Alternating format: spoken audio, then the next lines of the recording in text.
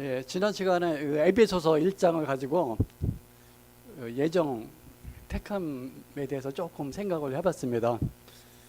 이제 결론적으로 그 예정은 있는데 예정론은 없습니다. 사실 성경 읽어보면 그 예정이란 말이 많이 나와요. 근데 그 예정이란 말은 사실 신적인 언어입니다. 그러니까 인간적인 언어가 아니라 하나님만이 쓸 수 있는 말이죠. 사실 하나님한테 무슨 시간이 있겠습니까? 하나님은 항상 현재, 미래 일도 현재에 다 있는 걸로 보시는 분인데, 우리 사람이 시간에서 하나님을 이해하기 위해서 하나님께서 이제 예정이란 말을 쓰신 거죠. 오늘 말씀은 그 로마서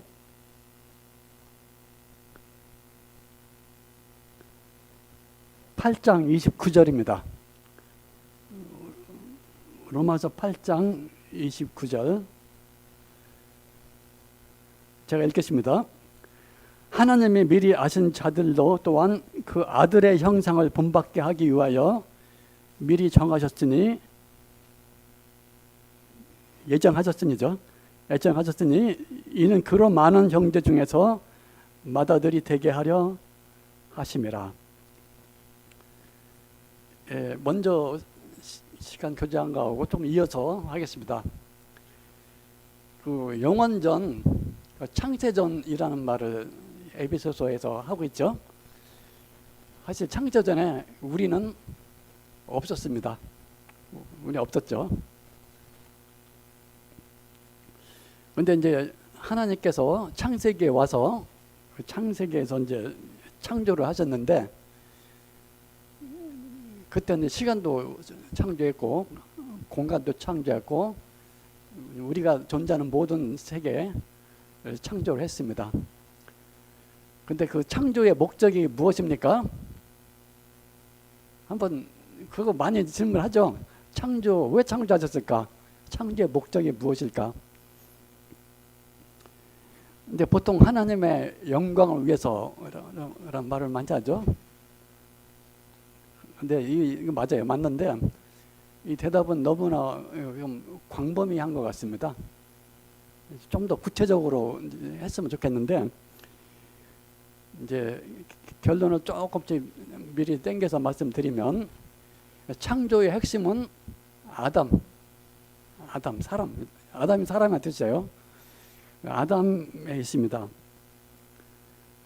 그러면 그 사람의 가치는 어디에 있습니까?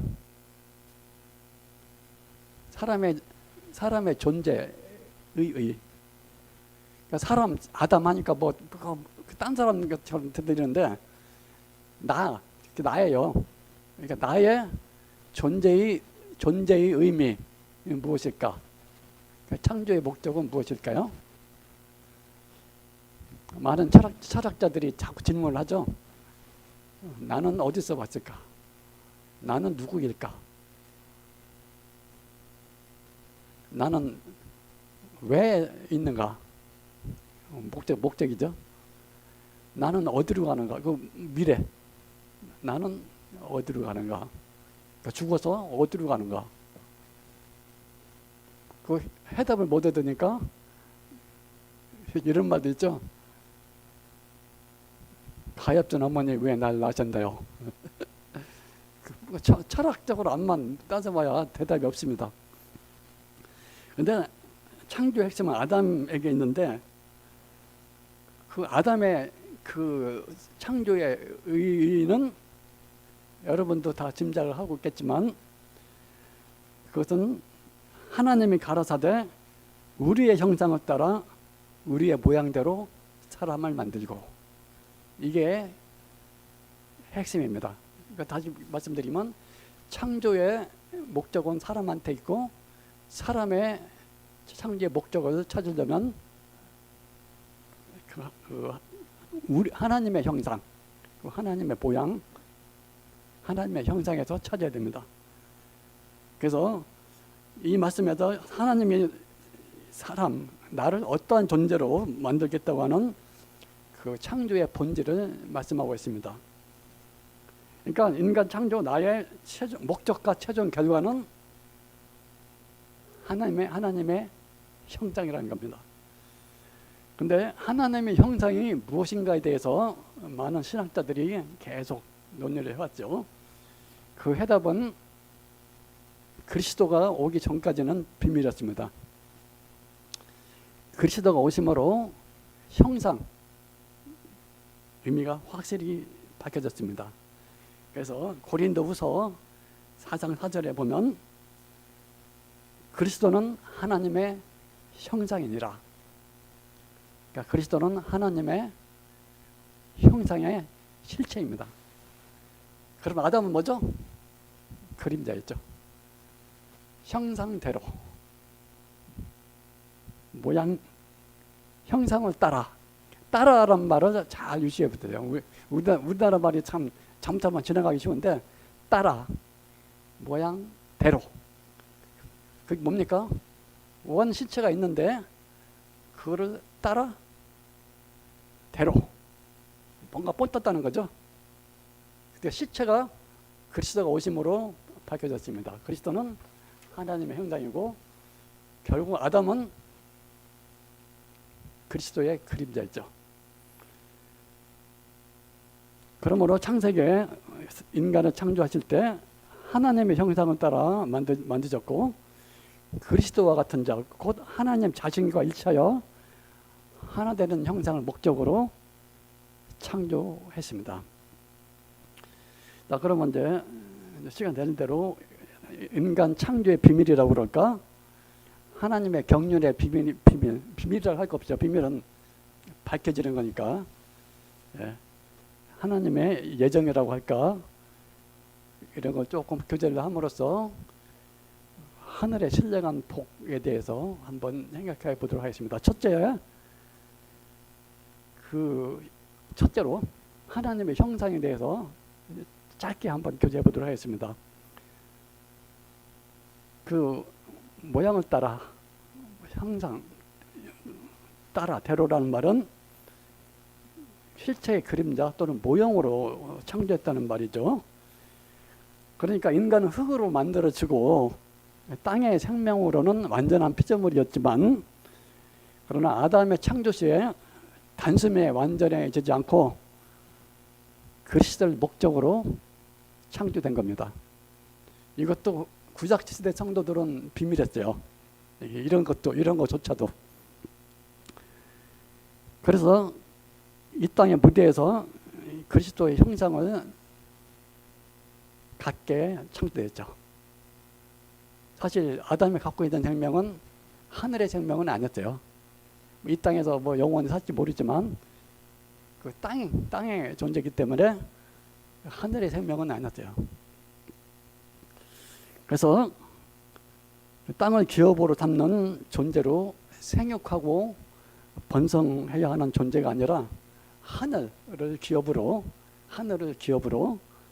상속받는 영광되고 신령한 존재로서 하나님의 생명으로 다시 태어나야 되는 그런 하늘에 속하고 생육이라는 것이 필요 없는 신령한 영생의 존재로 예정되었습니다.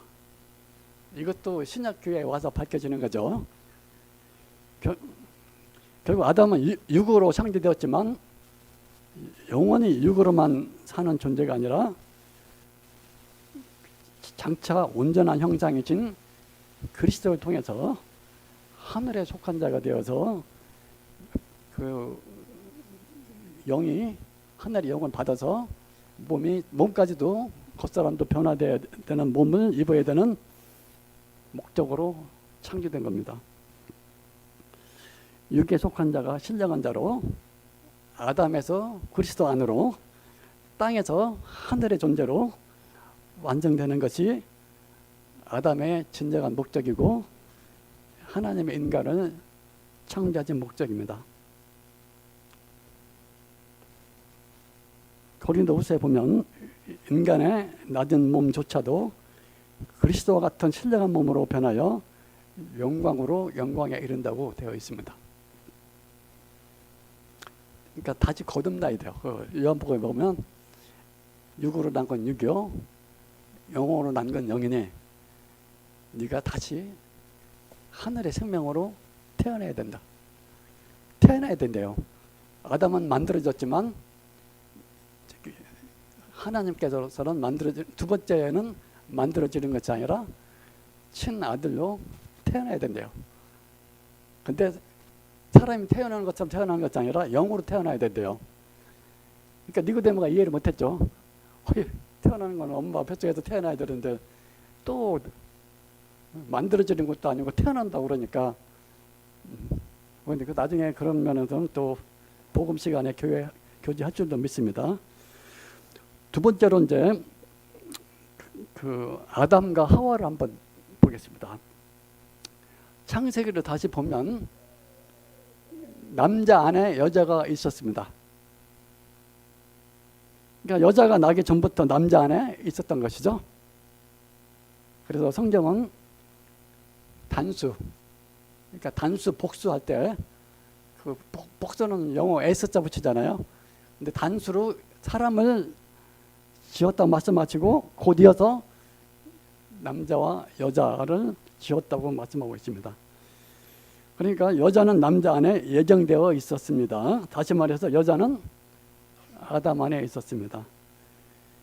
그리고 바로 이 사건은 사도 바울이 교회에게 말씀하시기를 결혼에 대해서 말씀하시면서 남자와 여자의 결혼은 한 몸이 되는 그리스도와 교회의 비밀이라고 말씀하고 있습니다.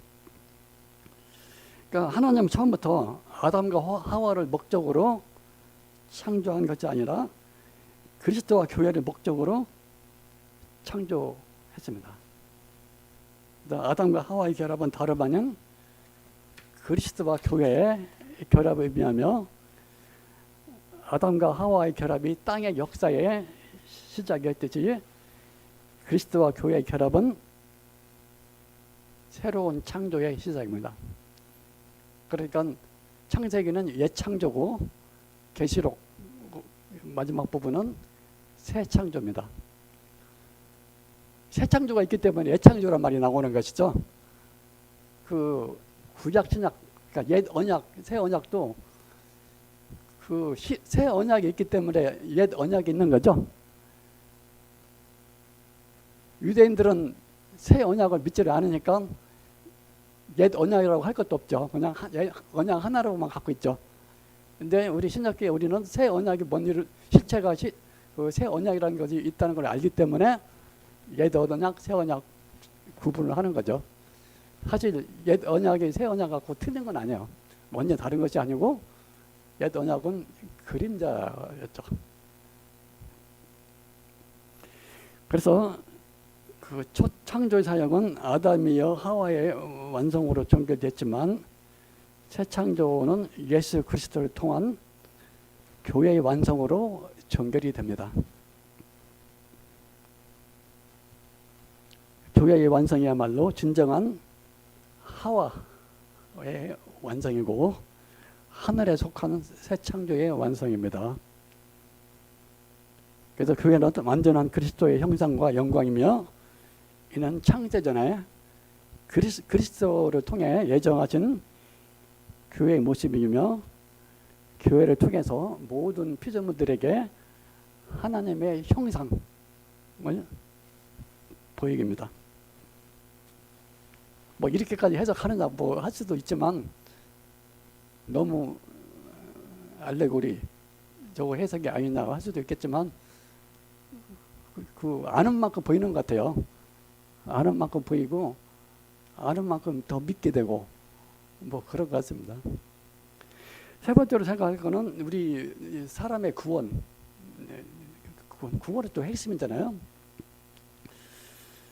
그 창세기에 보면 선악과 얘기가 나오는데 그 사단 마귀가 그 하와를 유혹할 때 아주 교묘한 말을 하나 한 게 기억나십니까?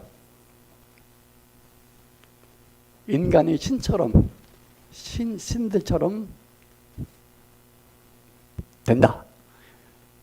그러니까 니들이 신들처럼 되는 것을 시기해서 하나님께서 뭐 이렇게 못 먹게 한 거라 이렇게 말했잖아요. 근데 언중 유골이라고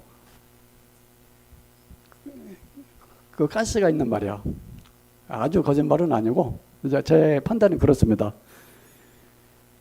그 사람이 신이란 말이 아니라 신과 하나가 되는 것. 그러니까 하나가 된다는 건 뭐냐면은 그 연합된다는 것이죠. 그래서 그리스도 같은 영광스러운 존재가 되어서 그 하나님의 모든 것을 공유하는 거죠. 연합하는 거. 그래서 함께 연합 뭐 안에서 이거는 공유한다는 뜻이에요. 공유. 그래서 사람 같은 경우는 그 자기 피의 생명을 가지고 공유하잖아요. 내가 자식을 낳으면 자식을 낳음으로써 그 생명을 공유하잖아요. 그것처럼 하나님은 사람과 연합함으로써, 그러니까 사람은 이제 자식이 그 거듭남으로써 하나님과 공유하는 거죠. 그래서 이제 사단이 그 말을 하면서 그 사람이 신들과 같이 된다는 것은 마귀의 말이지만 그 마귀가 요 말을 하면서 속으로는 부글부글 끓었을 것 같아요. 제 판단이에요. 뭐 진짜 그런 얘기는 없는데 땅의 사람이 지금은 천사보다 잠시 못하지만 나중에 하나님께서 이들을 높이면 내가 이들한테 종노릇 할 거 아니냐 하는 그런 마음을 혹시 갖고서 하는 말이 아니었을까. 표정관리를 해가면서, 그러니까 그게 싫으니까 하나님의 계획을 어떻게든지 막고 싶었겠죠. 사단이 원래 회방하는 자잖아요. 이 사람과 이 사람의 후손들에게서 내가 통치를 받는다. 아담은 만물의 통치자로 세웠잖아요. 그런 생각까지도 혹시 하지 않았을까, 마귀가. 어쨌든 간에 그 아담은 타락을 했어요. 믿음이 없어서. 근데 아담은 그 하나님의 형상의 그림자로서 완성이 된 거기 때문에 사실 아담의 타락은 그 그림자의 손상을 입었지만 실체의 손상을 준 것은 아니죠. 실체는 그리스도니까. 그래서 첫 번째 사람이 실패하였지만 하나님 앞에서는 실패가 있을 수가 없죠. 원 그리스도가 엄연히 계시기 때문에. 그래서 하나님께는 영원한 계획이 있잖아요. 이 장차 이 흙으로 만든 사람을 지극히 높여서 나의 모든 것을 받을 그런 존재로 세울 건데, 그 나의 모든 걸 준다는 건 뭐예요? 나의 생명, 나의 영광, 모든 기업 다 주는 거죠. 그건 아버지나 아들한테나 가능한 얘기잖아요. 근데 하나님한테는 영원한 계획이 있기 때문에 바로 이 목적을 성취하는 핵심 과정이 그리스도의 구원입니다.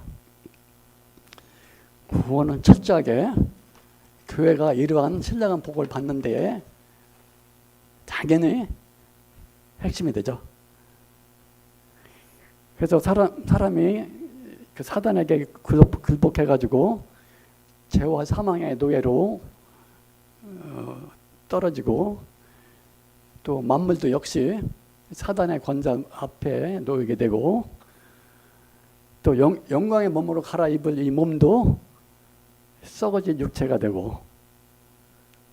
그렇지만 그 첫 창조와 아담 안에서 모든 것이 실패할지라도 예수님의 구원 안에서는 모든 것이 완성되도록 완전한 보루를 예비하고 계셨습니다.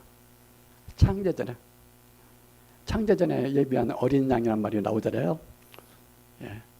하나님은 그 사람이 실패하지 원하지 않았죠.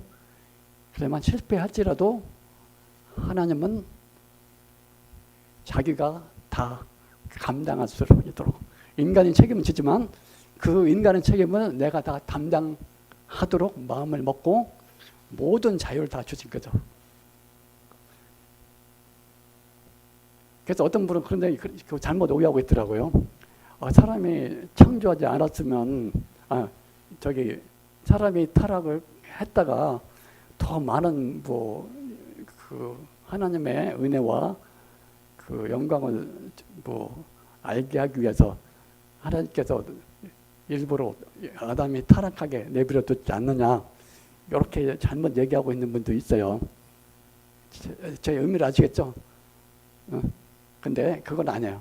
어디서 알 수 있냐면 로마서에 보면 그 저번 시간에도 잠깐 언급을 했지만 귀 쓰는 그릇, 천이 쓰는 그릇 얘기하면서 그 이방인 교회로 들어온, 그러니까 교회 안에 이방인들이 또 많이 들어왔잖아요. 이방인들에게 그 자족하지 말 것을 얘기하면서 너희들이 이렇게 풍성한 그 가지에 접붙임을 원 가지에 접붙임을 받아서 이렇게 너희들이 풍성하게 은혜를 입고 있는데 장차 진짜 붙었던 유대인들이 다시 회복돼서 다시 원가지에 붙을 때 그 영광은 얼마나 크겠느냐. 그래서 이방인들은 자족하지 말라. 거기에서 힌트를 얻으면 아담이 그 타락을 하지 않고 그대로 갔으면은 하나님께서 기가 막히게 영광을 더 줄 수도 있었을 텐데 많은 영혼들이 지옥에 떨어지더라요. 하나님 마음도 많이 아픈 거죠. 그렇지만 그 하나님은 그 두 가지를 다 갖고 있었죠. 그렇지만 그 아담이 타락하지 않았지만 그 영광, 그리스도 형상으로 변한 그 영광은 하나님의 마음속에 영원히 감춰졌어요. 그 사람한테는 구속사만 보이는 거죠. 구속사만. 하나님의 경우의 수는 굉장히 많아요. 우리는 흙, 백 두 개밖에 모르잖아요. 하나님은 전지하고 전능하시기 때문에 경우의 수가 수학적으로 무한대분의 무한승. 하나님 경우 수가 굉장히 많아요. 근데 사람은 생각하기를 아담 선악과 안 먹었으면 또 선악과 또 먹었으면 하나님께서 이렇게 악을 선으로 바꾸고 더 큰 사랑을 보이지 않느냐. 그런 논리 자체가 필요 없어요. 역사는 가정을 하는 게 아니죠. 그 역사 시간에 배운 거예요. 역사에 가정을 하는 것은 어리석은 일이다. 옛날에 어떻게 했더라면, 그랬잖아요. 태조 이성계가 이렇게 했더라면 다 이거는 어리석은 거죠. 네 번째로는 그 십자가 사건을 한번 생각해 보도록 하겠습니다. 그 아담의 죄의 구속을 하려면 이제 그 아담이 담내를 못하니까 죄의 값을 대속을 해야 되잖아요. 근데 그 그리스도께서 마지막 아담으로 오셔서 이제 속전의 값을 치러 주신 것을 잘 아실 겁니다. 근데 이제 그 고린도 전서 15장에 보면 그 두 사람이 나와요. 한 사람은 첫 아담이고 두 번째 사람은 마지막 아담. 둘째 아담이 아니고 마지막 아담. 왜냐하면 인류를 대표하는 사람은 그리스도 외에는 없다는 뜻이죠. 그리스도 이후로는 전 인류를 대표하는 사람이 없다는 것이죠. 그래서 제가 이제 가끔 모형을 그릴 때 다이아몬드 생각합니다. 다이아몬드. 맨 꼭대기 아담이 있어요. 아담, 우리의 조상 아담. 아담 안에 수많은 자손들이 있죠. 수많은 자손을 딱 모아가지고 다이아몬드 맨 마지막에 마지막 아담. 이 마지막 아담은 첫사람까지 포함해서 모든 일들을 포함하는 둘째 사람이죠. 그분이 대속하셨죠. 대신 죄를 갚아주셨죠. 그것이 가능한 이유는 뭡니까? 그거는 제가 이제 생각해 보기에는 대표성을 갖고 있기 때문에 그렇습니다. 대표성을 갖고 있는 사람은 딱 유일하게 두 사람이라고 그랬죠. 아담은 그리스도의 예표로서 온 인류의 머리라고 하기보다는 그 자기 몸에 품을 수 있는 대표성을 갖고 있고, 그리스도는 고용을 했다 그러니까 그리스도가 마지막 아담을 옴으로써 모든 인류를 대표할 수 있는 사람이에요. 그래서 그분이 그 죄를 대신 대속하면 모든 인류가 대속이 됩니다. 왜냐하면 그분과 연합되어 있는 자는 그분의 대속에 들어가는 것이고, 그분이 의로움을 또 반대로 죄는 가져가고 의는 반대로 자기한테 가져오는 겁니다. 좀 이해가 됐나요? 저도 얼마 전에 알았는데 유튜브 어떤 분의 영상을 보면서 그 레위기에 보면 그 번제 속죄 제사가 있죠. 그 과정을 이렇게 설명해 주는데 그거 보고 진짜 눈물 나더라고요. 뻔히 아는 거 있는데 내가 죄를 졌다. 그러면 흠이 없는 어린 양이나 소, 염소 끌고 성막에 옵니다. 성막에 와서 하는 일 뭐죠? 제사장 앞에 와야 돼요. 제사장 앞에서 그 희생 제물에다가 이렇게 안수를 하더라고요. 자기가. 저는 옛날 그림에 제사장이 가운데 앉고 이렇게 하는 줄 알았어요.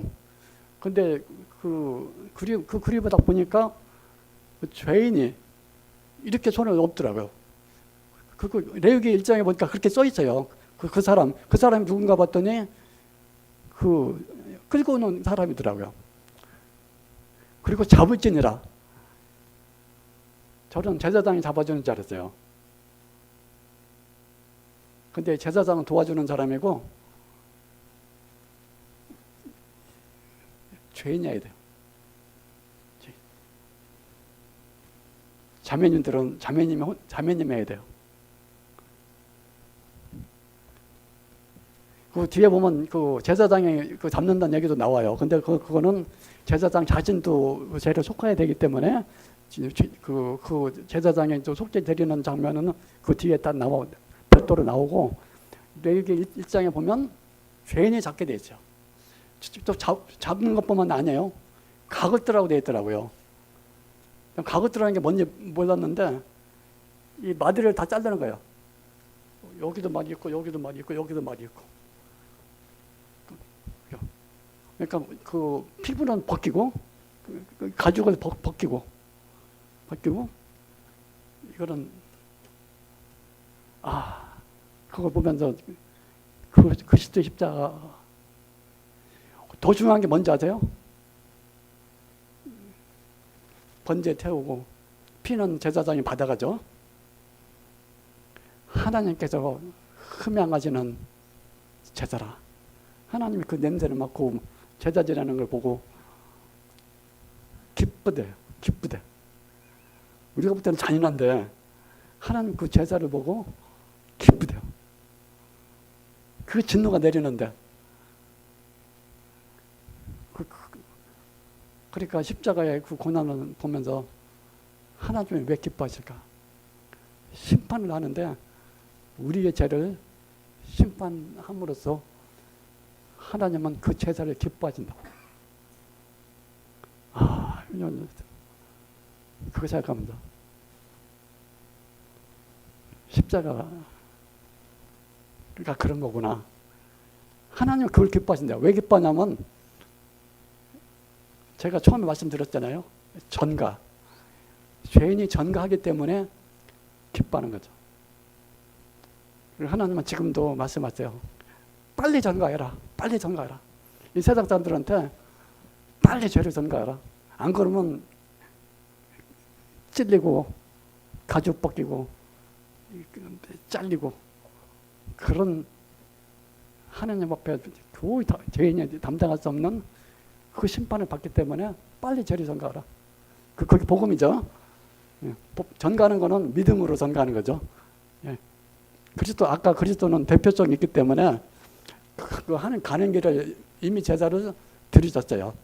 믿음으로 내가 죄인이 내 죄를 이렇게 손으로 하는 것처럼 이렇게 믿음으로 전가하면 됩니다. 자, 시간이 됐지만 조금만 더 하면. 근데 십자가의 비밀이 또 뭐 있는지 아세요?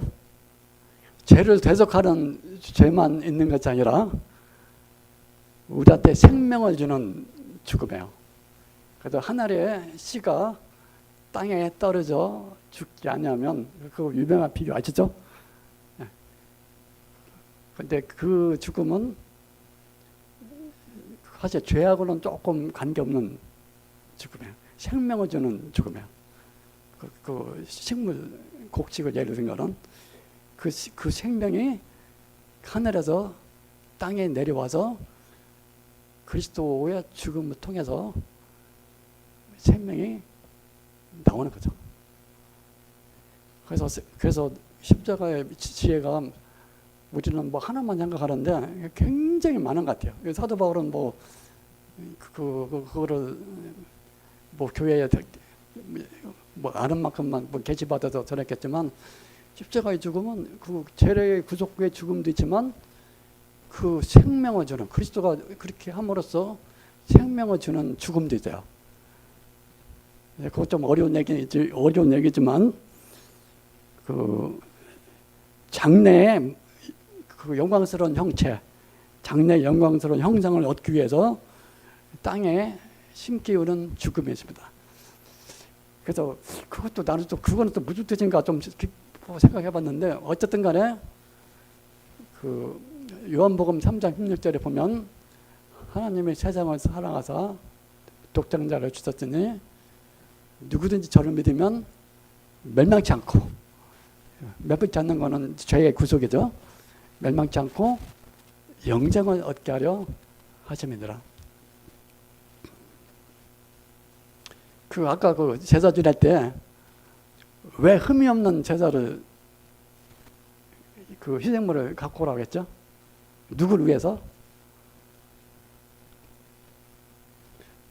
흠이 없는 희생 제물을 저는 하나님을 위해서 드리는 줄 알았어요. 하나님 거룩하신 분이니까 거룩한 거 드려야지. 반은 맞아요. 나머지 반은 뭔지 아십니까? 나를 위해서. 깨끗한 흠이 없는 안수할 때 깨끗한 희생 제물의 의를 저한테 주기 위해서 깨끗한 걸 갖고 가라는 거죠. 반만 하면 하나님은 깨끗한 거 좋아하시니까 허락한 거 줘야지. 이렇게 이왕에 줄 거면 깨끗한 거 줘야지. 이렇게 하는 게 쉬운데 물론 그것도 맞아요. 맞지만 거룩한 자만 하나님한테 갈 수 있으니까. 그렇지만 깨끗한 걸 바치는 거는 그 의를 저한테 주기 위해서 하나님께서 갖고 오라는 거였어요. 자, 그러면 이제 얘기 좀 마무리를 좀 해야겠는데, 창세전부터 창조의 목적은 아담 안에서 이루지 못했지만, 그러나 아담의 실패는 예수님이 이루시는데, 그거는 우리가 그리스도 안에 들어감으로써 다시 태어나게 됩니다. 그래서 이런 위대한 하나님의 예정에 들어가는 방법은 우리가 그리스도 안에 들어가는 것인데, 그리스도 안에 들어가는 방법은 믿음으로, 그리스도를 영접함으로. 영접이 뭡니까? 제가 자주 말씀드리지만 결혼식 때 신부에게 묻습니다. 이분은 당신의 남편으로 받아들여 기쁠 때나 슬플 때나 영원히 믿고 의지하고 같이 하겠습니까? 그래서 마음으로 믿고 입으로 대답하면 상호간에 약속이 이루어집니다.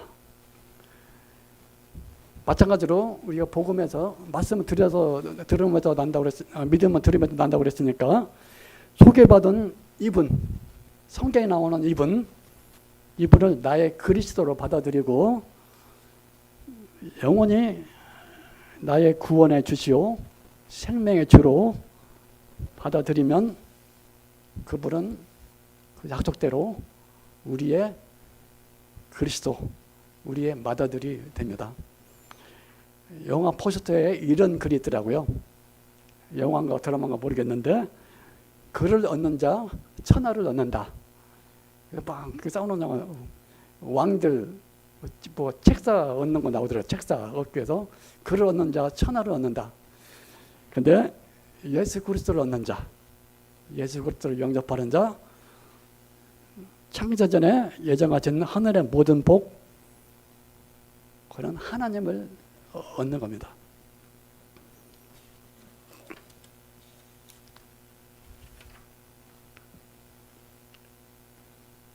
자, 아담의 창조에부터 감추어진 진리는 뭐 하나님 나라, 성전, 하나님의 형상, 이 모든 말이 나오지만 이 모든 것이 막내되는 최고의 걸작은 하나님의 교회, 성도들에 관한 것입니다. 그래서 아까 읽은 로마서 말씀이 있었죠? 하나님의 미리 아신 자들도 하나님의 아들의 형상을 본받게 하기 위하여 미리 정하셨으니 이는 그로 많은 형제 중에서 맏아들이 되게 하려 하십니다. 누가 구원을 받고 누가 멸망을 받을 것을 미리 정한 것이 아니라 많은 아들들로 하여금 맏아들의 형상을 본받도록 예정해놓고 누구든지 그 안에 믿음으로 들어가도록. 전번 시간에 수요 집회를 제가 예를 들었죠. 수요일 날 이렇게 집회가 있습니다. 예정되어 있잖아요. 누구든지 오는 자는 그 간증을 할 수 있어요. 내가 예정을 입어 교회에 들어왔습니다. 누구누구는 오고 누구는 오지 마십시오. 딱 50명만 오십시오. 들어오게 되어 예정되어 있습니다. 그런 말은 전혀 없습니다. 그래서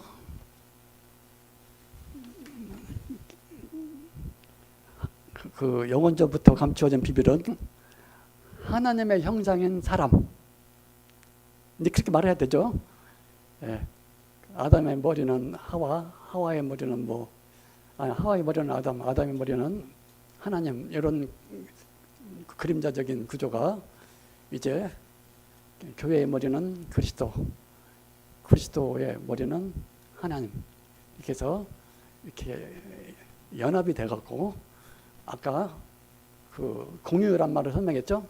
하나님께서 자신의 모든 충만함, 모든 영광, 모든 것을 그 연합된 그리스도를 통해 주었고, 저 창조전의 그리스도는 이제 독생자가 이제는 맏아들이 되어가지고 많은 아들들에게 하나님의 모든 충만함을 주는 겁니다.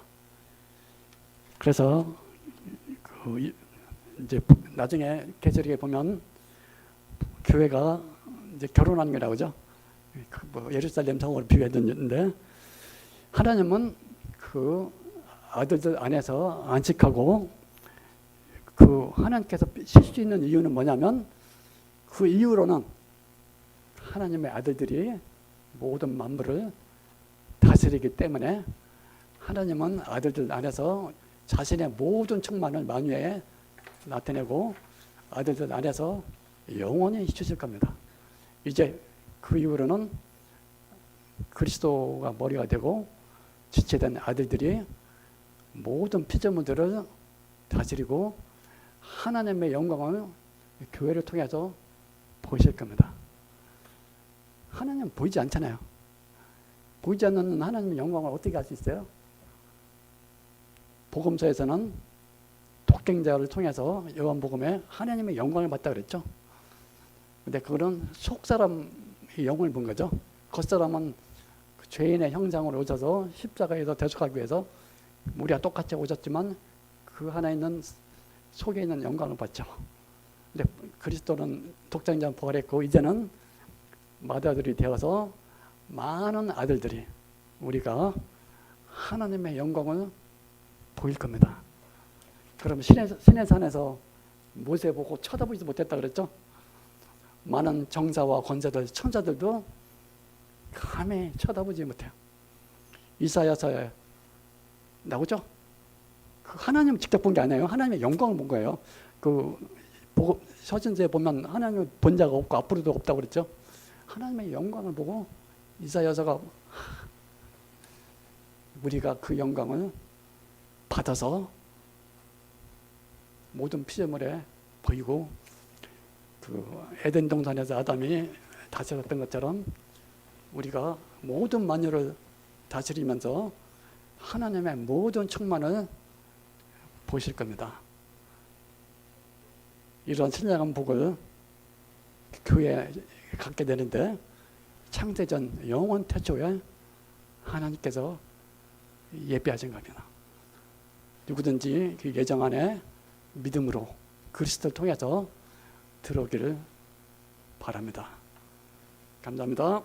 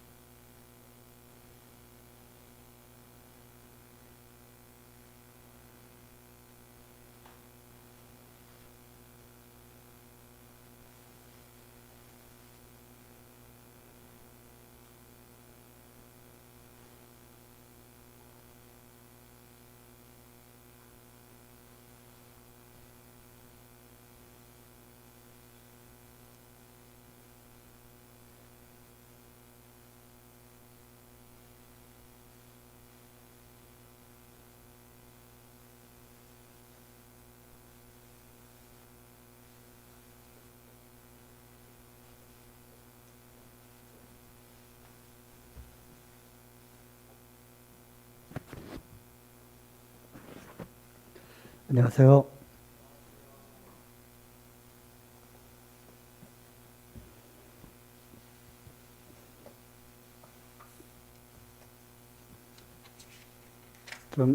제 얼굴이 좀 보시기에 좀 안 좋은 것 같아서 안 나오려고 했는데 짧은 시간 또 교제를 하도록 하겠습니다. 제 얼굴에 점이 좀 큰 게 있어가지고 갈수록 그것이 조금씩 커져서 나는 괜찮은데 보시는 분들이 제 얼굴 가운데 점만 보시는 것 같아서 하나님 앞에 점도 없고 흠도 없이 나가야 될 것 같아서 점을 좀 빼기로 해서 좀 작업 중에 있습니다. 그리고 또 몸살 감기가 또 있어가지고 입술이 이렇게 또 터졌어요. 불이 터가지고 좀 마스크를 벗으면 좀 흉측할 것 같아서 마스크를 좀 끼고 교제를 하도록 하겠습니다. 나는 포도나무요 너희는 가지니, 이 말씀이 어디 나오죠?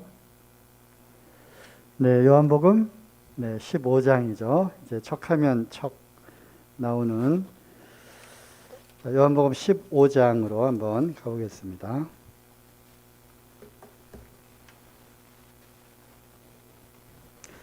15장 5절 나는 포도나무여 너희는 가지니 저가 내 안에 내가 저 안에 있으면 이 사람은 과실을 많이 맺나니 나를 떠나서는 너희가 아무것도 할 수 없습니다. 사람이 내 안에 거하지 아니하면 가지처럼 밖에 버려 말라지나니 사람들이 이것을 모아다가 불에 던져 사르느니라. 너희가 내 안에 거하고 내 말이 너희 안에 거하면 무엇이든지 원하는 대로 구하라. 그리하면 이루리라. 너희가 과실을 많이 맺으면 내 아버지께서 영광을 받으실 것이요 너희가 내 제자가 되리라. 잘 아시는 대로 포도나무에 가지가 붙어 있으면 열매를 많이 낼 것이고 또 그 열매가 많이 맺어지면 맺어질수록 누가 영광을 받으신다고요? 네, 아버지께서 영광을 받으실 것이다. 그래서 여기서 말하는 그 과실, 열매는 물론 우리가 성령의 열매를 의미하기도 하지만 그 앞뒤를 계속 반복해서 5절부터 8절까지를 쭉 반복해서 읽다 보면 결국 이 과실은 내 이름으로 하나님께 구하면 그것을 얻을 것이요. 그 얻어진 것을 통해서 하나님께 기쁨이 되고 영광이 되어지는 이러한 선순환하는 이런 과정이 바로 열매라고 하는 것이고요. 즉 다시 말씀드리면 무엇이든지 내 이름으로 구하면 이루리라. 그 이루어진 그 결과물들이 바로 과실이라고 하는 것입니다. 그리고 그 과실이 나타날 때 아버지께서 영광을 얻으신다는 것입니다. 다시 한번 계속 반복해서 한번 읽어보세요. 5절부터 8절까지. 결국 15장 1절부터 포도나무고 우리는 가지이고 가지가 포도나무에 딱 붙어 있으면 열매를 맺게 되는데 과실을 저절로 맺게 되는데 그 가운데 있는 그 말씀이 바로 7절 말씀이죠. 너희가 내 안에 거하고 내 말이 너희 안에 거하면 무엇이든지 원하는 대로 구하라. 그리하면 이루리라. 너희가 과실을 많이 맺으면, 그래서 과실 이야기로 다시 나오죠. 그래서 이 과실은 무엇인가 곰곰이 생각해 보면 묵상하면 바로 아버지께 예수 그리스도의 이름으로 무엇이든지 구하고 그러면 그 구하는 것을 기다리고 계시는 아버지께서 그것을 예수 그리스도의 이름으로 구했기 때문에 그 결과로 우리의 기도를 들어주신다는 거예요. 그것이 바로 과실이라고 하는 것입니다. 그것이 바로 열매라고 하는 것이죠. 그래서 나타나여진 그 열매를 통해서 우리는 감사와 찬미와 영광을 드리는 것이고 그걸 통해서 아버지께서 영광을 얻으신다고 하는 것입니다. 물론 우리가 과실, 열매가 또 신약성경의 또 여러 부분에서 다른 형태의 아까도 말씀드렸듯이 성령의 열매 이런 형태로 나타낼 수도 있지만 여기에서의 문맥상 그렇게 보여집니다. 그렇다면 7절에 무엇이든지 원하는 대로 구하라. 그리하면 이루리라. 참 이것보다 큰 대박이 어디 있습니까? 뭐든지 구하라는 거예요. 무엇이든지. 그러면 이루게 된다는 것입니다. 이건 정말 대박 중에 대박 아닙니까? 뭐든지 구하십시오. 그러면 들어주신다고 했습니다. 그런데 조건이 있죠. 그죠? 중요한 조건이 있어요. 조건이 두 가지가 있는데 그 조건이 뭡니까? 너희가 내 안에 거하면. 우리가 예수 그리스도 안에 거하면 그 첫 번째 조건이고요. and입니까? or입니까? and죠? 그리고 내 말이 너희 안에 거하면 두 가지 조건이 충족이 되면 그러면 뭐든지 구하라는 것입니다. 그러면 이루어 주신다고 하는 것이죠. 첫 번째 조건은 너희가 내 안에 거하면. 그래서 오늘 아까 들으신 그 말씀하고도 이제 연관이 되는데요. 우리가 주님 안에 거한다고 하는 것은 뭡니까? 주님 안에 거한다는 것은 주님과 더불어 함께 한다는 것이죠. 그렇죠? 그리고 주님과 함께 동행하는 것이고, 주님 안에서 산다고 하는 것이죠. 주님께 붙어 있다고 하는 것입니다. 그게 바로 포도나무의 가지가 붙어 있는 것이죠. 물론 이것은 더 넓은 의미로 본다면 예수 그리스도를 주님으로 믿고 그 믿음을 통해서 예수 그리스도와 함께 연합된다는 것을 말씀하는 거죠. 아까 말씀에 우리가 공유한다는 그러한 또 단어를, 그런 말씀을 들었는데, 주님으로 더불어 산다고 하는 것입니다. 자나깨나 주님과 동행하며 주님과 연합된 그러한 삶 속에서 무엇을 하든 뭘 하든 주님의 영광을 위해서 살고 오직 주님밖에는 없는 거예요. 오직 주님만이 드러나고 주님만이 나타나여지는 그러한 삶이죠. 눈 떠서 눈 감을 때까지. 이 더불어라고 하는 이 단어는 또 우리가 계시록 3장에 나오잖아요. 더불어. 내가 문 밖에 서서 두드리노니 누구든지 내 음성을 듣고 문을 열면 내가 너와 함께 더불어 먹고 또 너도 나와 더불어 함께 먹으리라, 이런 말씀 있잖아요.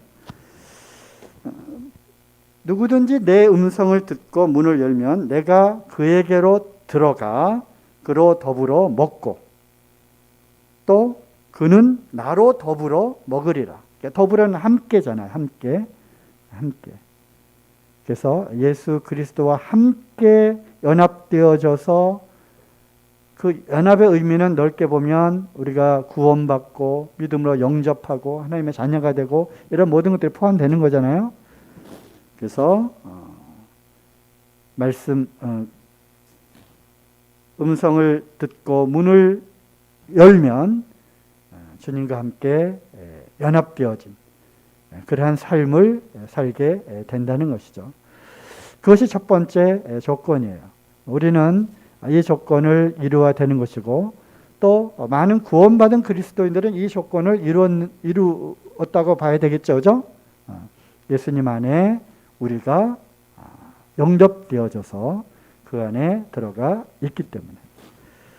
두 번째 조건은 뭐죠? 내 말이 너희 안에 거하면. 물론 이것도 이 당시에는 구원의 그 메시지, 예수 그리스도가 누구신지를 또 그분의 그 말씀을 통해서 그 말씀이 내 안에 들어와서 예수 그리스도가 누구신지를 우리가 듣고 믿는 것을 포함하는 것이죠. 하지만 더 넓은 의미에서 우리가 이 말씀을 적용한다면 하나님의 말씀, 즉 성경에 기록된 이 말씀이 우리 안에 거하면, 그래서 하나님께서 해 놓으신 이 기록된 생생한 살아있는 말씀이 내 안에 거하면, 그래서 이 말씀의 능력으로 살아가게 된다면, 이 두 가지 조건이죠. 그러면 무엇이든지 구하면 이루리라고 약속을 하신 것입니다. 그래서 오늘의 이제 포인트는 이거예요. 말씀이 내 안에 거하면, 즉 말씀이 내 안에 있으면이죠. 그리고 그 말씀을 근거로 해서, 내 안에 있는 이 말씀을 근거로 해서, 이 말씀이 없으면 이 말씀은 나하고 관계가 없는 거예요. 그렇죠? 아까도 수집회 때 예정된 다 예정되어 있고 우리에게 다 주어진 말씀이지만 실질적으로 그 말씀을 내가 읽고 묵상하고 또 암기하고, 그래서 주야로 말씀을 묵상함으로 그 말씀이 내 안에 있으면, 내 안에 거하면, 그리고 그 말씀이 근거가 되어 가지고 그 말씀을 통해서 이제 우리가 간구하는 거예요. 아뢰는 거죠. 무엇이든지 구하는 것입니다. 그러면 그 말씀이 근거가 되어서 주님은 이루어 주십니다. 왜냐하면 하나님의 말씀은 신실하고 결코 변개할 수 없고 내가 말하였으니 이루리라. 아시죠? 내가 말하였으니 이루리라. 또 1.1획도 떨어지지 않고 그대로 다 이루어져야만 하리라 한 그 말씀이에요. 회전하는 그림자도 없으신 그 하나님의 말씀. 신실하심, 충성스러움, 진실되심. 이것이 하나님의 그 성품이고 속성이잖아요. 바로 그 신실하신 하나님께서 하신 말씀, 그건 바로 약속이라고 하는 것입니다. 그 약속의 말씀이 내 안에 거하면 그 말씀을 근거로 해서 내가 구하는 겁니다. 하나님, 이렇게 말씀하신 거 맞죠? 이것이 나에게 주신 약속 맞죠? 그리고 이 말씀은 틀림없이 이루어진다고 하셨으니까 이 말씀을 근거로 해서 이제 구합니다. 무엇이든지 구하는 거예요. 이 말씀을 근거로 해서 구합니다. 그러면 이루리라고 약속하셨으니까 이 말씀대로 이루셔야만 합니다. 이것은 하나님을 뭐 협박하거나 하는 것이 아니에요. 그죠? 하나님과의 대화인 거예요. 하나님 이렇게 약속하셨죠? 저 이 약속의 이 말씀을 믿습니다. 그건 뭐예요? 이 말씀이 내 안에 거하는 거예요. 그러면 그 말씀을 갖고 나가는 거죠. 예를 들어볼까요? 자, 야고보서 1장 5절. 너희 중에 누구든지 지혜가 부족하거든 모든 사람에게 후히 주시고 꾸짖지 아니하시는 하나님께 구하라. 그리하면 주시리라. 이 말씀을 내가 보다가 읽어요. 근데 나에겐 지혜가 없잖아요. 그죠? 어떤 방법도 모르겠고 어떻게 길을 헤쳐나가야 될지 막막할 때가 많이 있어요. 그럴 때 이 말씀을 근거로 해서 누구든지 지혜가 부족하면 후히 주시고 꾸짖지 아니하시는 주님께 구하라는 것입니다. 그러면 어떻게 해요? 주시리라. 주님 이 약속을 하시지 않았습니까?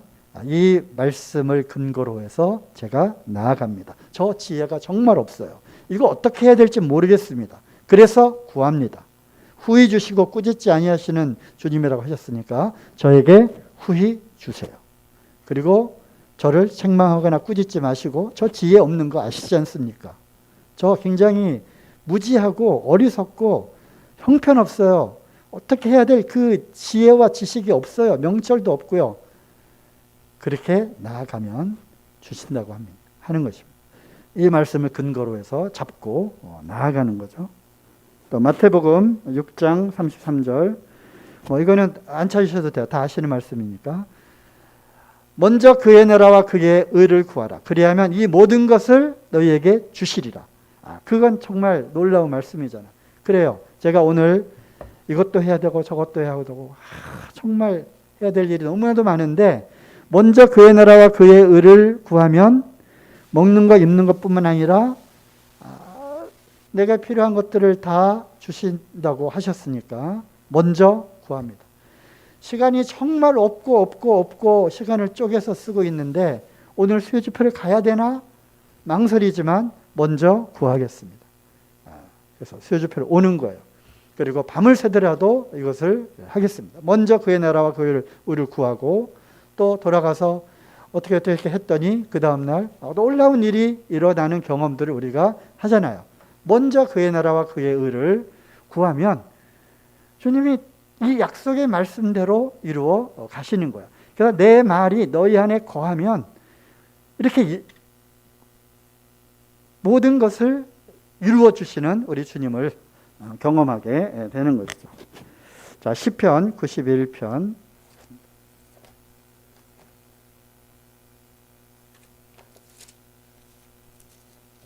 시편 91편은 금년도에 우리가 가장 많이 읽었던 말씀이죠. 그중에 14절 보겠습니다. 하나님이 가라사대 저가 나를 사랑한즉 내가 저를 건지리라. 저가 내 이름을 안즉 내가 저를 높이리라. 이 말씀을 우리가 쭉 읽고 이 말씀이 너무 감동되어서 이 말씀이 내 안에 거하고 주야로 이 말씀을 묵상하는 가운데 이제 어떤 문제에 부딪히게 되었어요. 주님, 저를 구원해 주셔야 되고요. 이 상황에서 저를 건져 주셔야만 됩니다.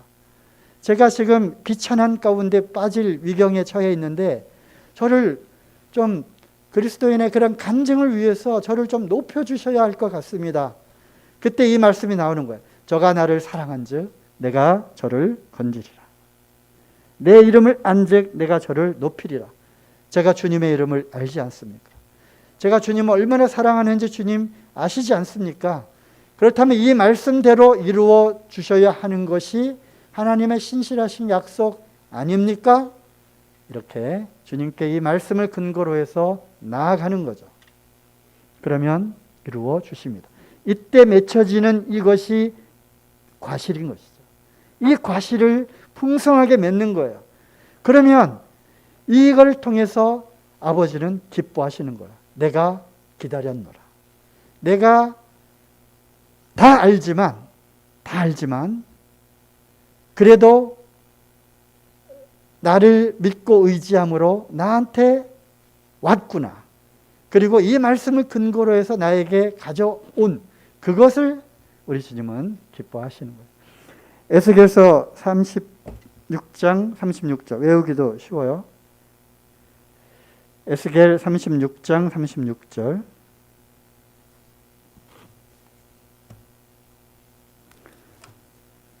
많이 아시는 말씀인데요. 많이 또 설교가 되어지는 그런 말씀이기도 합니다. 36장 36절 나 주 여호와가 말하노라. 35절부터요. 너희 사면에 남은 이방 사람이 나 여호와가 무너진 곳을 건축하며 황무한 자리에 심은 줄 알리라. 나 여호와가 말하였으니 이루리라. 하나님은 이스라엘 백성들을 다시 회복시키시고 다시 구원하실 것을 예언하셨고 하나님의 이 열심이 이룰 것이고요. 내가 말하였으니 이룰 것이다. 그러나 중요한 말씀 있죠. 37절 나 주 여호와가 말하노라. 그래도 이스라엘 족속이 이와 같이 자기들에게 이루어 주기를 내게 구하여야 할지라. 내가 그들의 인수로 양떼같이 많아지게 하리라. 그럼에도 불구하고 내가 이룰 것인데 그럼에도 불구하고 어떻게 하라고요? 어떻게 해요? 구하라는 것입니다. 나한테 구해라. 내가 기다리고 있겠다는 것입니다. 하나님이 말씀하신 이 성경의 모든 말씀들은 이루어집니다. 그래도 우리는 그렇게 해 주시기를 나아가야 되고요. 그렇게 하기를 하나님은 기다리고 계시는 거예요. 자, 로마서 시간이 가네요. 두 군데 말씀만 또 찾아보겠습니다. 로마서 10장 11절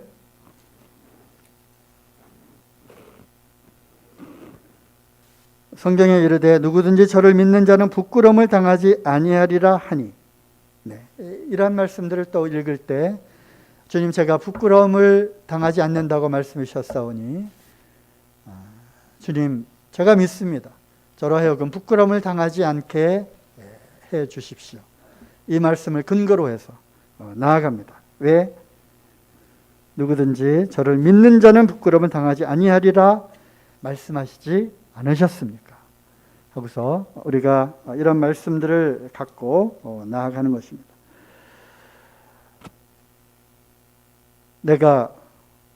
너희가 내 안에 거하고 내 말이 너희 안에 거하면, 그래서 우리가 부지런히 이 말씀이 우리 안에 거하도록 우리는 부지런히 이 말씀들을 읽어야 하는 것입니다. 이 말씀을 읽다가 체크해 놓으시고요.